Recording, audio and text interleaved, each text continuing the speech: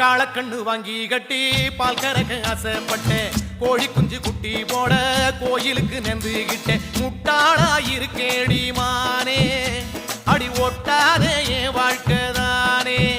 ரொம்ப முட்டாளா இருக்கேடி மானே, அடி ஒட்டாதே என் வாழ்க்கைதான்.